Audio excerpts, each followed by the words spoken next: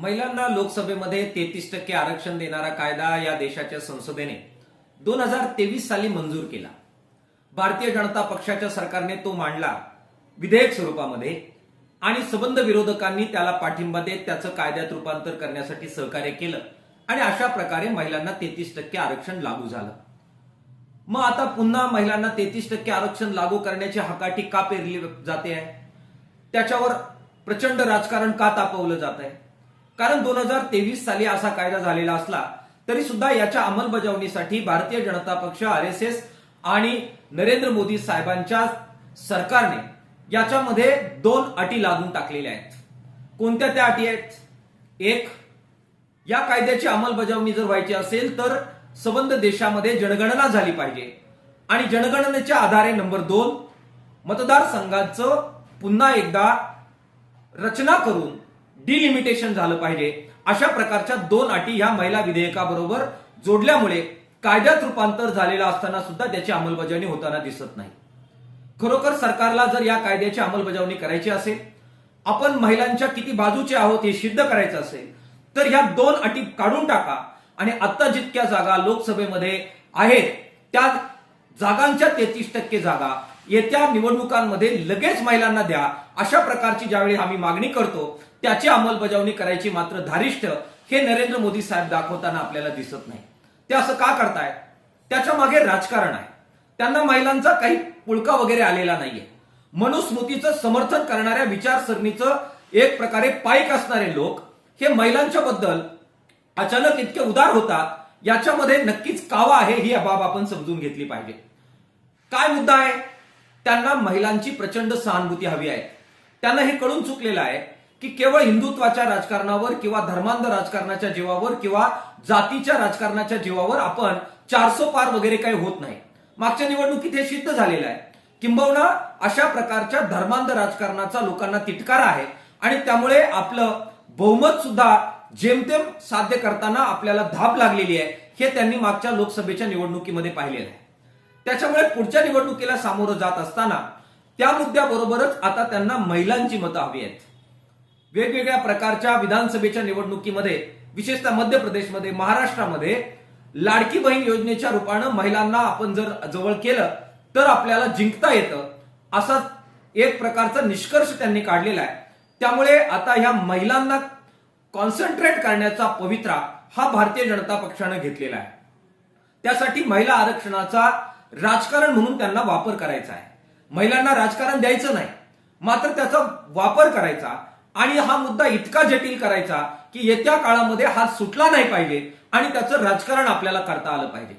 हा मुद्दा जटिल करण्यासाठीच त्यांनी डिलिमिटेशन म्हणजेच मतदारसंघाच्या पुनर्रचनेचा अत्यंत जटिल असणारा, सर्वसंमतीसाठी मोठ्या प्रमाणामध्ये वेळ लागणारा मुद्दा हा आरक्षणाबरोबर, महिला आरक्षणाबरोबर जोडून टाकलेला आहे. काय मुद्दा आहे हा? लोकसंख्येच्या आधारे ही मतदारसंघांची पुनर्रचना करणं अपेक्षित आहे. उत्तर भारतामध्ये मोठ्या प्रमाणामध्ये जो मागासलेपणा आहे, जाती आणि धर्माचं राजकारण त्या ठिकाणी ज्या पातळीवर गेलेलं आहे आणि त्यामुळे विकासाचे मुद्दे बाजूला पडलेले आहेत, त्याच्यामुळे भारतीय जनता पक्षाला त्या ठिकाणी राजकारणासाठी सुपीक जागा तयार झालेली आहे.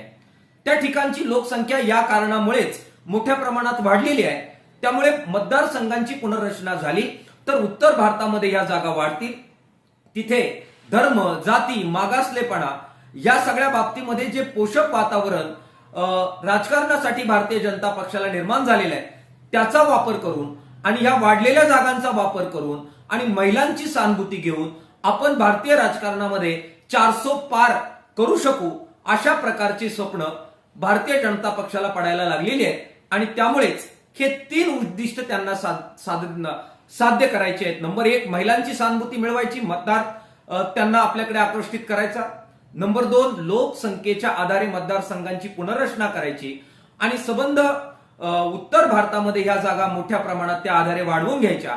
आणि नंबर 3, आपलं धर्मांध जातीय राजकारण, त्याच्यासाठी पोषक वातावरण उत्तर भारतामध्ये आहे, त्याचा वापर करून मग आपल्याला लोकसभेमध्ये आपला विजय निश्चित करायचा.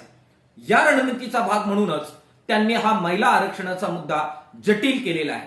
मात्र याचे परिणाम भारतीय संघ राज्याच्या एकजुटीवर होणार आहेत. दक्षिण भारतीय सगळी जी राज्य आहे याच्यामुळे मोठ्या प्रमाणामध्ये त्यांच्या जागा मर्यादित झाल्यामुळे आणि जे विकासाचं जाती आणि धर्माच्या पलीकडचं जाणारं राजकारण या भागामधले लोक करू पाहतायत, त्यांची पिछेहाट होणार आहे. त्याच्यामुळे संघ राज्य एकजुटीला त्याचा वाईट परिणाम होऊ शकतो आणि त्याच्यामुळे आणखीन एक प्रकारचे नवे प्रश्न त्यातून निर्माण होऊ शकतात. धर्मांध अशा प्रकारच्या विचाराची आगेकूच याच्यातून झाली तर येणारा भारत हा विवेकवादी, विज्ञानवादी, शिक्षण आणि रोजगाराला भर देणारा, खऱ्या अर्थानं समानतेचा आणि इतर जी काही लोकशाहीवादी संसदीय मूल्य आहेत त्यांचा पुरस्कार करणारा जो काही प्रवाह आहे त्याला वाढण्यामध्ये यातून मर्यादा निर्माण होतील आणि धर्मांध, मागासलेपणाचा पुरस्कार करणारा, जातीयतेचा पुरस्कार करणारा, ओबीसी आणि दलित यांना दुय्यम स्थान देणाऱ्या, महिलांना दुय्यम स्थान देणाऱ्या मनुवादी विचारसरणीच्या आगेकूचीचा हा काळ ठरणार आहे. असे होऊन द्यायचं नसेल तर आपल्याला जनतेमध्ये जावं लागेल. मोठ्या प्रमाणामध्ये याबद्दल खरी चर्चा घडून आणावी लागेल. विरोधक आणि आम्ही सगळे महिला आरक्षणाच्या खऱ्याखुऱ्या बाजूचे आहोत हे लोकांना आपल्याला पटवून द्यावं लागेल आणि ह्या दोन अटी लागू करून भारतीय जनता पक्षानेच महिलांचं आरक्षण रोखून धरलेलं आहे 2023 सालापासून, हे आपल्याला महिलांमध्ये आणि जनतेमध्ये जाऊन सांगावं लागेल. डिलिमिटेशन करत असताना उत्तर भारतीय आणि दक्षिण भारतीय हा वाद वाढणार नाही, व्यापक चर्चा होईल, सर्व संमती होईल आणि त्यातून मार्ग काढला जाईल. याच्यासाठी सुद्धा आपल्याला आग्रह जनतेमध्ये जाऊन मजबूत करावा लागेल. तो आपण करूया. सर्वांनी त्यासाठी कामाला लागावं अशा प्रकारचं आवाहन करतो. धन्यवाद. भारतीय एकजूट जिंदाबाद.